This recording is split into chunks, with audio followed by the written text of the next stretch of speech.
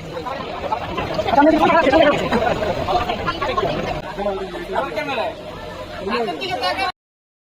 guys, this is Sripura আপা। চলে আসছি নতুন একটি ব্লগ নিয়ে। রওনা হয়েছে একটা বিয়ের বাড়ির উদ্দেশ্যে, তো সেখানে যাওয়ার পরে কোনো গাড়ি পাই না, তো ওহি বাবাকে বললাম যে তুমি একটু বাইক দিয়ে আমাদেরকে নামিয়ে দিয়ে যাও। তো সে রিক্সা যতক্ষণ না আমরা পেয়েছি ততক্ষণ পর্যন্ত সে আমাদেরকে নামিয়ে দিয়ে গেল। তারপর আমরা শ্রীপুরে এসে ওয়েট করছি ওহির নানু এবং মামার জন্য। তারা আসলে আমরা একসাথেই চলে যাব বিয়ে বাড়ির উদ্দেশ্যে।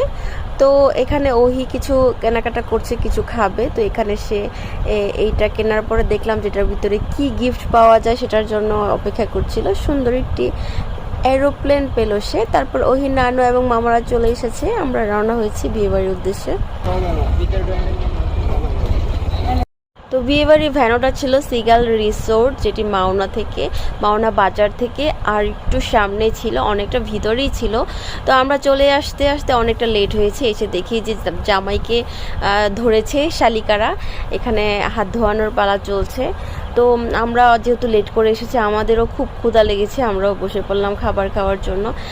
তবে মিস করিনি সেই মজার মুহূর্তটা। সেখানে হচ্ছে অনেক সুন্দর করে তারা এখানে অনেক মজা করছিল সব শালিকারা মিলে। তো আমরা এখানে খাবারটা খেয়ে নিলাম। খাবার খাওয়ার পরে চলে গেলাম বউ দেখার জন্য।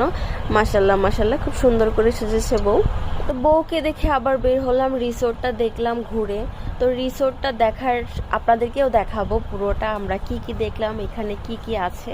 তো প্লেসটা খুব সুন্দর ছিল। সব থেকে মজার মুহূর্ত ছিল যে আমার যে গ্রামের বাড়ি, আমার যে এরিয়া, আমার পুরো সব পরিচিত মানুষ এখানে। 1000+ মানুষের প্রোগ্রাম হয়েছে এখানে, সবাই মোটামুটি পরিচিত।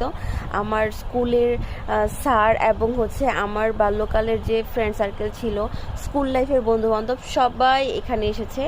আর দেখেন এখানে ওহি পাখি খুব মনের আনন্দে এখানে ঝুলতেছিল, খুব মজা করতেছিল, সে খুব খুশি। আমিও তাকে বাধা দিইনি যে ঠিক আছে তুমি ঘুরো, এমনিতেই রাস্তাঘাটের মধ্যে ধরে রাখি, কিন্তু না, এখানে যেহেতু প্লেসটা খুবই সুন্দর এবং নিরাপদ, তো সে তার মতো এখানে হাঁটতেছিল আর তাকে গাইড করতেছিল তার মামা।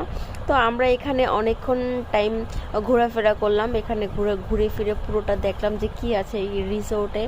চারপাশটা ভালো করে দেখলাম, খুব সুন্দর এবং মনোরম পরিবেশ ছিল এটি। আর নেচারগুলো অসাধারণ ছিল। দুপুর টাইমে খুব ভালো লাগছিল। খাওয়া দাওয়ার অনেকটা পরে আমরা রেস্ট নিয়ে বের হয়েছিলাম। পুরো রিসোর্টটা আমরা ঘুরে দেখেছি। এটা মাওনা বাজার থেকে আর অনেকটা সামনে অবস্থিত, সিগাল রিসোর্ট বলে। তো এই যে দেখেন এই পাশটা হচ্ছে বেবি জোন। বেবি জোনটা আমার ছেলের জন্য সব থেকে ভালো লেগেছে, ভালো লাগারই কথা, যেহেতু সে